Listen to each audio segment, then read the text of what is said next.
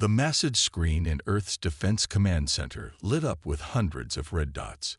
They appeared just beyond Neptune's orbit, emerging from what looked like tears in the fabric of space itself. Each dot represented a warship from the Galactic Empire, the largest known civilization in the Milky Way.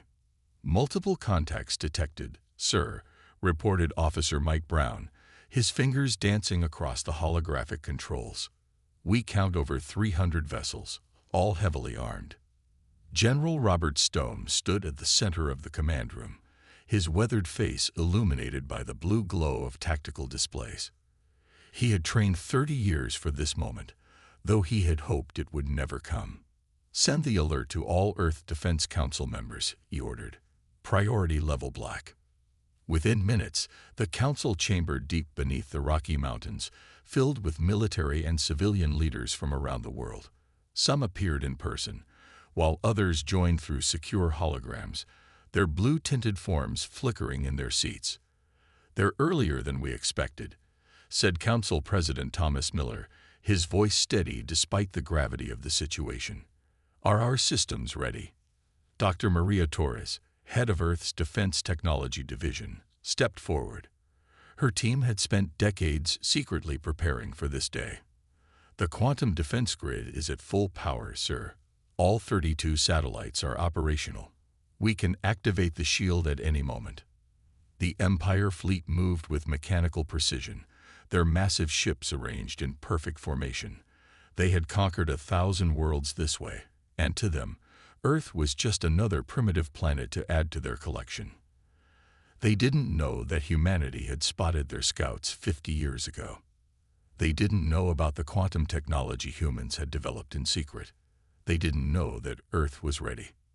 "Sir," Officer Brown called out, "they've crossed the Pluto defense line. First contact protocols suggest we should transmit peaceful greetings." General Stone shook his head. "They crossed into our solar system without permission or warning. That's not how peaceful visitors behave." He turned to President Miller. "Your orders, sir." Miller stood up, straightening his uniform. "Show them we're not as helpless as they think. Execute Operation First Light." Deep in the Kuiper Belt, hidden weapon platforms powered up. They had been disguised as ordinary ice chunks, invisible to all but the most advanced scanners. One platform targeted the Empire's lead ship, a massive vessel twice the size of anything humanity had built. "Target locked," reported Commander Lisa Hart from her station. "Quantum disruptor ready." "Fire the warning shot," ordered General Stone. "Let's show them what Earth can do." A beam of pure white energy lanced out from the weapon platform. It moved faster than light itself, using principles of quantum entanglement that the Empire's scientists had never mastered. The beam struck the lead ship's engine with surgical precision. On the main screen, the Empire vessel's engine flared bright blue, then went dark. The massive ship drifted to a stop, its power systems completely offline, but its life support untouched. The rest of the fleet scattered in confusion, their perfect formation breaking apart. "Direct hit," Commander Hart confirmed. "Their main drive is disabled, but no casualties. The ship is intact." President Miller smiled grimly. "Send them a message on all frequencies, in all known Empire languages." The message was simple but clear.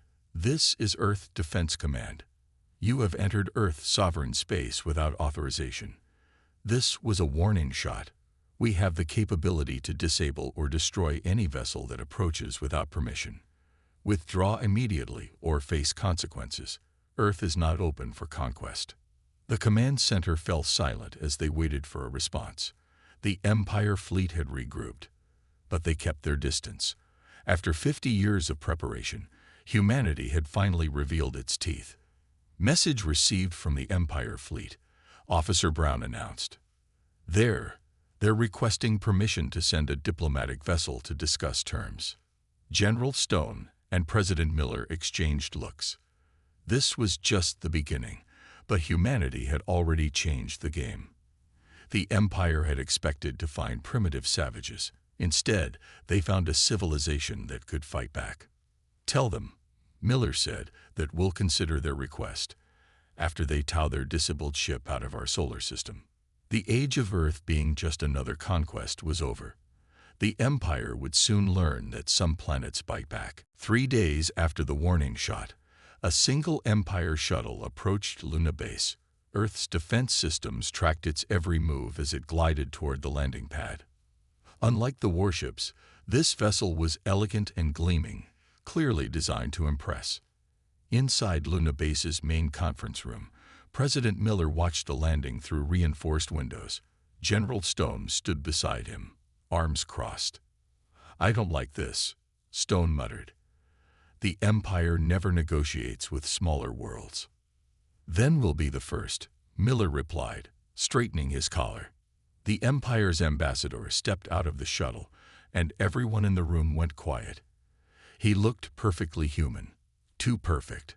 James Reed, as he called himself, wore a crisp black suit and moved with unnatural grace. His smile never reached his eyes. "Welcome to Luna Base," President Miller said as Reed entered the conference room. "I trust your journey was comfortable." "Quite," Reed replied, his voice smooth as silk. "Though I must say, having our flagship disabled was unexpected." He sat down at the conference table, still wearing that perfect smile. "No one has challenged the Empire like this in 300 years. We're full of surprises," General Stone said flatly. Reed placed a small device on the table. It projected a hologram of the galaxy, with Empire territory marked in red. It covered nearly a quarter of the Milky Way. "Earth has caught our attention," Reed began. "Your technology is impressive. The Empire offers you a chance to join us peacefully. Your people will have access to our trade routes, our knowledge, our protection." President Miller leaned forward, and in return, merely acceptance of Empire authority, a small military presence in your system, access to your quantum technology. Really, quite reasonable terms. Dr. Torres, who had been quiet until now, spoke up. "And if we refuse?" Reed's smile finally faltered. "Earth is just one world. The Empire has millions. We prefer peaceful integration, but we have other methods." Miller stood up and walked to the window. Earth hung in the black sky, beautiful and blue. "Before you threaten us, Ambassador, you should know something." He pressed a button on his wrist device. The hologram of the galaxy flickered. New dots appeared, thousands of them, scattered throughout Empire space. Each one marked a hidden Earth observation post or stealth probe. Reed's perfect composure cracked. "Impossible. You couldn't have." "We detected your scout ships 50 years ago," Miller explained. "We've been watching, learning, preparing. We mapped your supply lines, your fleet movements, your weak points." He turned back to face Reed. "We know more about the Empire than you know about us." "Your quantum technology," Reed said slowly. "How long have you had it?" "Long enough to place disruption devices near 40 of your major shipyards," General Stone answered. "Insurance, you might say." Reed stood up so quickly his chair fell over. For a moment, his human disguise wavered, showing patches of metallic skin underneath. This is unprecedented. The Empire will not stand for such threats." "It's not a threat," Miller said calmly. "It's a fact. Earth will not join your Empire. We will not be conquered, peacefully or otherwise. Our terms are simple. Recognize Earth's independence and mark this system as forbidden territory. Or," Reed's voice had lost its smoothness, "or find out what else we've learned in 50 years of watching you." General Stone finished. Reed gathered his composure and picked up his hologram device. "The Empire's Council will need to discuss this. You realize they may not accept your terms." "They will," Miller said confidently. "Because right now, your flagship is still drifting near Pluto, disabled by just one of our weapons. Imagine what would happen if we actually wanted to fight." As Reed walked back to his shuttle, his movements stiff with barely controlled anger, Dr. Torres turned to Miller. "He'll be back with an army." "Yes," Miller agreed. "But now they know we can bite, And they don't know all our teeth yet. The shuttle took off, racing back to the Empire fleet. On Earth's dark side, hidden shipyards powered up, preparing humanity's own fleet for what might come next. The real test was just beginning. 50 years earlier, in 2074, Admiral Kate Walker stood in a small observatory in Antarctica, staring at grainy images of unknown ships at the edge of the solar system. She was 40 then, with dark hair streaked by early gray, her eyes sharp as she studied the pictures. "Play it again," she ordered. The video showed 3 ships appearing from nowhere, scanning the outer planets, then vanishing. They moved like nothing humans had built. They were alien, and they were looking for something. "They don't know we saw them," said Dr. Torres, then a young scientist fresh from university. "Our new quantum sensors caught them by accident. Normal radar would have missed them completely." Walker turned to the dozen people in the room, scientists, military leaders, and government officials from different countries. "If we can see them now, they'll come back. And next time, it won't be just scouts." "We should tell the public," someone suggested.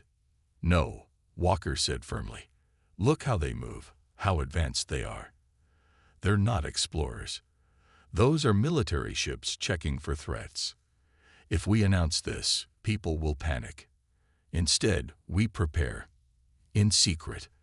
That meeting launched Project Hidden Hand. Over the next 5 years, Walker convinced world leaders to unite behind closed doors. Countries that fought in public worked together in secret, building defenses against the day the aliens would return. Dr. Torres led the technology team. They studied the scout ship's energy traces and developed new weapons. "They use some kind of faster-than-light drive," she explained in another meeting. "But it leaves a quantum signature. We can track it, maybe even disrupt it." Walker watched as hidden bases were built under mountains and oceans. The world's best minds worked together, creating ships that combined human creativity with advanced technology. They made vessels that were part machine, part living tissue, able to think and adapt. "The aliens rely too much on machines," Torres said 10 years into the project. "Our edge is combining biology with technology. Our ships can heal themselves. They can learn. They can surprise." They launched thousands of tiny probes into space, each one carrying quantum sensors. The probes were practically invisible, spreading through Empire territory like a web of silent watchers. Year after year, they sent back information about Empire worlds, ships, and weaknesses. Walker stood in the first completed shipyard, deep under the Pacific Ocean. Workers were building Earth's defense fleet, sleek ships with living metal hulls that pulsed like heartbeats. "How many?" she asked her assistant. 500 ships so far," he answered, "plus the defense grid satellites. We can have the whole system ready in another 15 years. They worked faster after discovering the Empire's true nature. The probes showed them worlds conquered and stripped of resources. They saw species forced to serve as soldiers and workers. The Empire didn't want partners. It wanted subjects. 20 years after the scout ships, Walker met with the newly formed Earth Defense Council. Her hair was white now, but her determination hadn't changed. "The quantum grid is ready," she reported. "Our ships are crewed and waiting. The defense satellites are in position, disguised as space debris. When they come, we'll be ready." "And the Empire still doesn't suspect?" asked a council member. Walker smiled. "They think they're watching us. Their scouts visit every few years, seeing exactly what we want them to see. A planet just starting to reach space. They have no idea we're watching them back." Now, in the present day, Admiral Walker stood in the same Antarctic observatory, looking at new images. The Empire fleet had arrived, just as she had predicted 50 years ago. But Earth was no longer the helpless planet they expected to find. She touched her communicator. "All hidden hand units. This is Admiral Walker. The day we prepared for is here. Activate all systems. Let's show them what humanity can do." Across the solar system, hidden ships powered up their engines. Defense platforms emerged from their camouflage. 50 years of preparation were about to pay off. The Empire thought they were hunting sheep. They were about to meet wolves. The Empire's response to Earth's defiance came at dawn. 1,000 warships emerged from faster-than-light travel, their metal hulls gleaming in the sun. They appeared between Mars and Earth, thinking they had bypassed Earth's defenses. They were wrong. Multiple hostile ships detected, Officer Brown announced in the command center. They're launching fighters. Admiral Walker stood at her command post, her white hair shining under the emergency lights. They chose exactly where we wanted them to appear. Activate the quantum grid. Across the space between Mars and Earth, 32 hidden satellites powered up. They created a web of energy, trapping the Empire fleet in normal space. The Empire ships couldn't escape using their faster-than-light drives. Your attention, Empire fleet, Walker broadcast. You are trapped in our defense grid. Retreat now or face the consequences. The Empire responded by firing their weapons. Thousands of energy beams shot toward Earth. They hit the quantum shield and faded away like rain hitting a window. They're not leaving, General Stone reported. Time to show them our fleet. Walker nodded. Launch all ships. Execute Battle Plan Phoenix. Around the solar system, hidden doors opened in asteroids and moons. Earth's biomechanical ships emerge, their living metal hulls shifting colors like deep-sea creatures. 500 ships, each one smaller than the Empire vessels, but far more agile. This is Commander Alex Foster, a voice called over the radio. Earth fleet is engaging the enemy. The Earth ships moved in patterns the Empire had never seen. They fought in groups of 3, their tactics based on wolf packs. When Empire weapons hit them, their living metal hulls healed themselves. Enemy flagship targeted, Foster reported. His ship dodged enemy fire, moving like a dancer through space, firing quantum disruptors. Beams of white light struck the Empire flagship. Its engines died, just like in the first encounter. More Earth ships targeted other Empire vessels, disabling their engines one by one. The Empire launched their fighters. Thousands of small, robot-controlled ships. They expected an easy victory against Earth's smaller fleet. Now, Walker ordered, show them why we built our ships differently. Earth's vessels released clouds of what looked like golden dust. The Empire fighters flew through it, not seeing the danger. The dust contained tiny machines mixed with engineered bacteria. They ate through the fighters' metal hulls like acid through paper. Enemy fighters are falling, Brown reported. Their main fleet is trying to retreat, but the quantum grid is holding them. The Empire ships formed a defensive circle, firing at anything that moved. But Earth's ships could change color to match the darkness of space.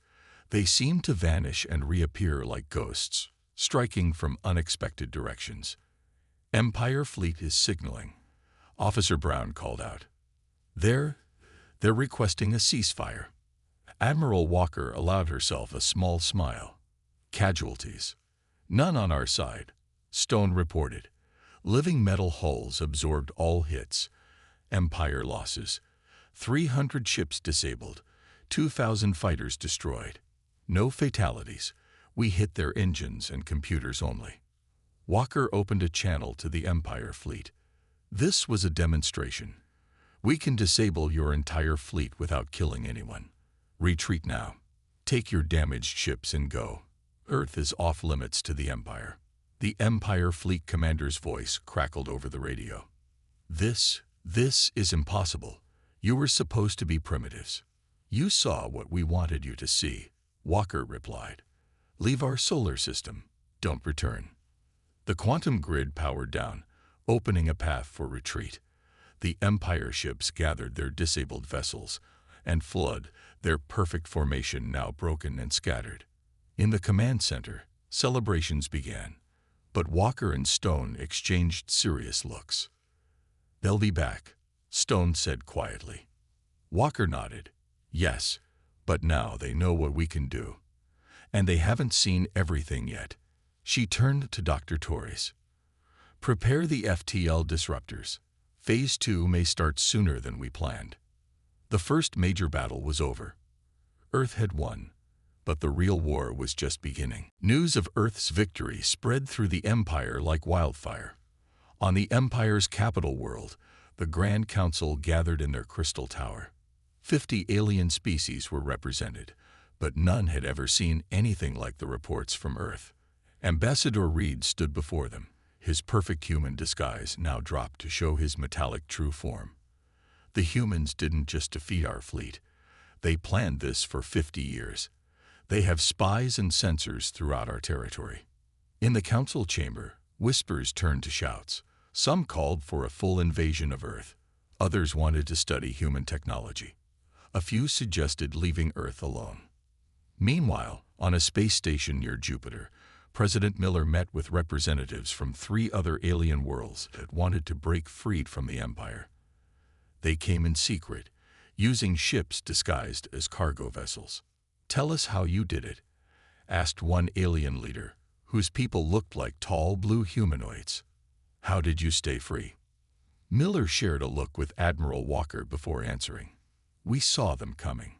We prepared. And we worked together, all of Earth united against a common threat." "The Empire controls 1,000 worlds," said another alien, this one looking like a giant praying mantis. "But they've never faced anyone like you humans." Their meeting was interrupted by an urgent message. The Empire's Grand Council wanted to talk. They set up a huge hologram screen showing the council chamber. The Empire's High Chancellor spoke first. His voice boomed through the speakers. "Earth has proven. Interesting. We offer you a special place in the Empire. No soldiers on your world. No taxes. Just share your technology with us." Miller stood tall. "No, we want something else. Mark Earth and the solar system as forbidden territory. Never enter our space again. And we keep watching to make sure you stay away." The council chamber erupted in angry shouts. The High Chancellor raised his hands for quiet. "You dare to make demands? We could send 10,000 ships." "You could." Walker stepped forward. "But did you know we have quantum disruptors hidden near your main shipyards? One signal from us, and your ships won't fly for months." That caused silence. Miller continued, "We also have proof of how the Empire treats its worlds. Our hidden probes recorded everything. What would other galaxies think if we shared that information?" Reed's metallic face showed rage. "This is blackmail." "This is survival," Miller corrected. "We won't join you. We won't be conquered, but we'll leave you alone if you do the same for us." The alien representatives watching this exchange looked amazed. Nobody talked to the Empire this way. But Earth wasn't just talking. They had the power to back up their words. The High Chancellor spoke quietly with his advisors. Finally, he turned back to the screen. "We will consider your terms, but know this, if you ever threaten the Empire again." "We don't make threats," Walker interrupted. "We make promises, and we keep them. Leave us alone, and we'll do the same." After the Empire transmission ended, the alien representatives surrounded Miller and Walker. "Our worlds will be watching," said the blue alien leader. "If Earth can stand against the Empire, maybe others can too." Walker smiled. "That's what they fear most. Not our weapons, not our technology. They fear that we'll show others how to resist." In the following days, Earth's hidden agents reported growing unrest in the Empire. More worlds were quietly asking about Earth's defiance. The Empire's iron grip was starting to weaken. "They'll have to accept our terms," Miller told his council. "They can't admit we beat them, but they also can't risk more worlds following our example." "And if they don't accept?" Dr. Torres asked. "Then we release everything," Walker answered. "Every recording of their conquests, every secret our probes discovered. Let the galaxy see the truth." The Empire had 1 week to decide. Earth's message was clear: stay away or face the consequences. The next move belonged to the Empire. The Empire's answer came not with words, but with ships. 3,000 warships appeared at the edges of the solar system. This time, they'd brought their strongest weapons, planet killers and sunbreakers that could destroy entire worlds. In Earth's command center, alarms blared. Multiple fleets detected. Officer Brown reported, his voice steady despite the threat. They're spreading out to surround the system.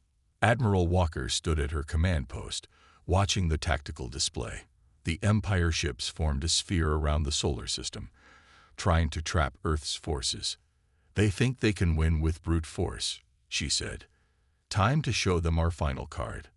Dr. Torres. Dr. Torres nodded and pressed a sequence of buttons. FTL disruptors are ready, waiting for your command. President Miller's voice came over the comm system. This is their last chance. Send the warning. General Stone opened all channels. Empire Fleet, this is Earth Defense Command. Withdraw now, or we will disable faster-than-light travel throughout this sector of space. The Empire commander's laugh echoed through the speakers. More empty threats. Our ships will crush your defenses. Your world will burn. Very well, Walker said quietly. Dr. Torres, activate the disruptors. Across the solar system, hidden devices powered up. They sent waves of quantum energy rippling through space. Empire ships tried to jump to faster-than-light speed, but their drives failed. They were trapped in normal space, too far from home to return without FTL travel. What have you done? The Empire commander demanded. Look at your long-range scanners, Walker replied. The effect spreads through FTL corridors. Every Empire ship within 1,000 light-years just lost their faster-than-light capability. The tactical display showed the truth. Red dots representing Empire ships stopped moving throughout nearby space. The mighty Empire fleet was frozen in place, unable to travel between stars. Impossible, the Empire commander shouted. No one has this technology. We developed it by studying your ships, Dr. Torres explained. 50 years of watching and learning. Did you think we would prepare only one type of defense? Some Empire ships tried to attack anyway. They fired their planet-killer weapons at Earth, but the quantum shield easily absorbed the attacks, its energy grid growing stronger with each hit. Then Earth's fleet emerged. 500 ships, plus 300 more that had been hidden in reserve. They moved like a school of fish, their living metal hulls shifting color to match the starfield. All ships, execute Battle Plan Omega, Commander Foster ordered. Earth's fleet split into small groups, targeting the Empire's largest ships first. The quantum disruptors struck with surgical precision, knocking out weapons, engines, and control systems. Empire crews found themselves floating in dead ships, life support their only working system. Earth ships, moving in perfect harmony, one Empire captain transmitted in awe. Like they share one mind. We do, Foster replied. Our ships are part human, part machine, all working together. Unity is humanity's strength. More Empire ships began surrendering. Without FTL drives, they faced years of slow travel home, if their supplies even lasted that long. Some captains realized the truth. Earth had beaten them before the battle even started. Admiral Walker opened a channel to all ships. You have two choices. Surrender and we'll restore your FTL drives after you leave our system. Or keep fighting and drift in space until your supplies run out. The Empire commander's voice had lost its arrogance. You planned this from the beginning. The warning shot, the first battle, the negotiations. You wanted us to commit our full fleet. Yes, Walker agreed. Now your ships are stranded throughout Empire space. Your worlds are undefended. And our agents are revealing the truth to every species under your control. One by one, Empire ships powered down their weapons. The mighty invasion fleet surrendered to a single world they had thought would be an easy conquest. In the command center, Miller turned to Walker. Send the message to all our hidden agents. It's time for Phase 3. The Empire's greatest defeat wasn't losing the battle. It was realizing that Earth had changed the rules of space warfare forever. 1 month after the Great Battle, Massive signs appeared at every entry point to the solar system. They floated in space, written in every known language. Earth territory. No entr. Violations. Will be disabled. President Miller stood on the observation deck of Lunar Base, watching Earth rise over the moon's horizon. Admiral Walker and Dr. Torres joined him, both looking at the latest reports from across Empire space. The Empire signed the treaty, Miller said, holding up a datapad. They officially recognize Earth as forbidden territory. No Empire ship can enter our system without facing immediate disabling of their engines. Walker nodded. And our hidden agents report 30 other worlds have declared independence. The Empire can't stop them. Half their fleet is still stuck in normal space, waiting for us to restore their FTL drives. Through the window, they could see workers installing the new quantum defense platforms. These were bigger, visible on purpose. Earth wanted everyone to see their strength now. What about the Empire's leaders? Dr. Torres asked, looking up from her own reports. The High Chancellor resigned. Miller replied, their new leadership is more reasonable. They've agreed to stop forcing worlds to join the Empire. Our probe recordings convinced them to change their ways. In the space around them, Earth's biomechanical ships patrolled. Their living metal hulls shifted colors in the sunlight, beautiful and dangerous. Some Empire crews had started calling them space dragons, powerful creatures that guarded their territory fiercely. Commander Foster reports the last Empire ships are leaving. Walker said, checking her communicator. We're restoring their FTL drives as they exit the system. On planets throughout the galaxy, people told stories about Earth, about how one world had stood up to the Empire, and won. About humans who spent 50 years preparing for a fight everyone thought was impossible to win. In Empire schools, teachers added new chapters to their history books.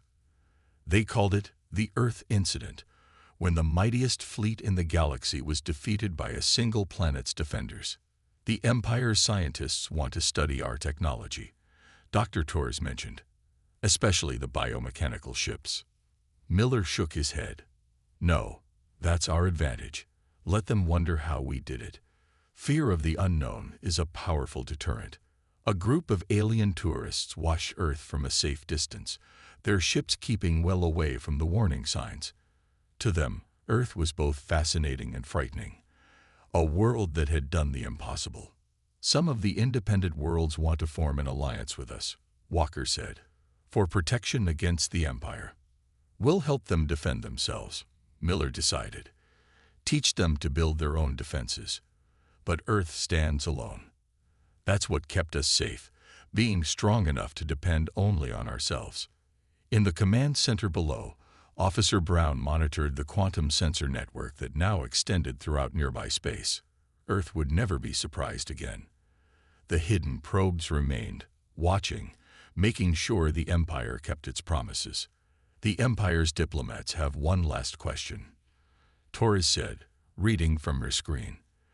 They want to know how long we watched them before they found us. Walker smiled. Let them keep guessing.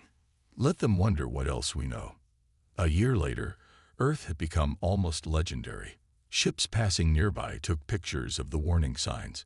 Young Empire officers dared each other to go near Earth's boundary markers. But none crossed the line. They all remembered what happened to the invasion fleet. In his office in the underground command center, President Miller added the final line to his report about the Earth-Empire War. Humanity proved something important. Unity, preparation, and determination can overcome any obstacle. We stood against an empire of 1,000 worlds, and we won. Not through brute force, but through patience, planning, and the courage to stand our ground. Earth will always be free. That is our gift to future generations. The Empire never tried to invade Earth again. The solar system became known as the Zone of Warning, a place where even the mightiest powers feared to tread.